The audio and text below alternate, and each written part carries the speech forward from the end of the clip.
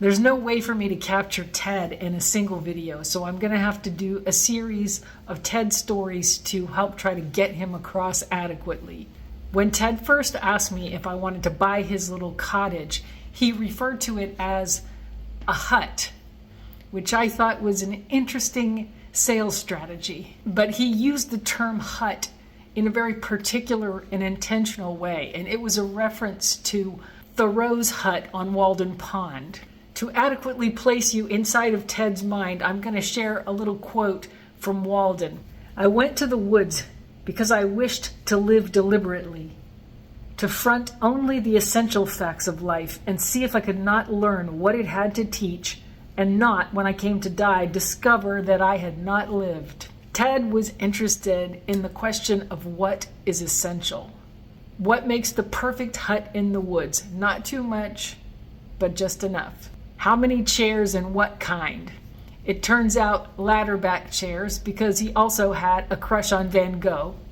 Should it have a fireplace or a wood stove? It had a wood stove, but Ted was unhappy about this, feeling certain that the Vermonters had gotten this wrong, clearly undervaluing the superior charm of a glowing fireplace. What made the perfect desk? Which books were essential to have in a hut? And what kind of bookcase? A slight sidebar here. This is a picture of some shelving that was reclaimed from Ted's hut. It was built by a neighbor who was a cabinet maker and gifted carpenter. I asked him, "Ted, what happened to your shelves? Why does it look like someone hacked out a couple of sections?" His answer was, "Obviously, I needed room for my vodka bottles, Tina. Do you read me?" And I answered as I always did, "Yes, Ted, I read you." Ted spoke the language of a merchant marine because he'd been a celestial navigator and a ship's captain for over 30 years. I sometimes battled to remember which side of the hut was starboard. The essential art that he collected and hung in the hut was an eclectic collection.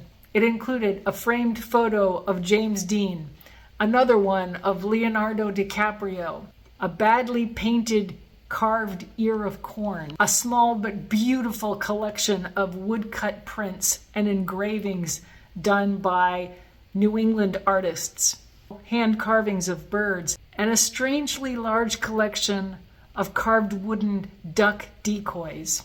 Once in a phone conversation, I told him that I had noticed all the ducks and asked him if he was a hunter.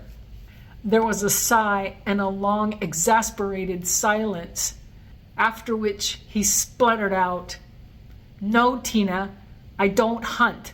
I'm not a hunter. I'm a hut man, and a hut man likes to have certain kinds of things around him. You read me, Tina?" "Yes, Ted, I read you." So Ted was a hut man.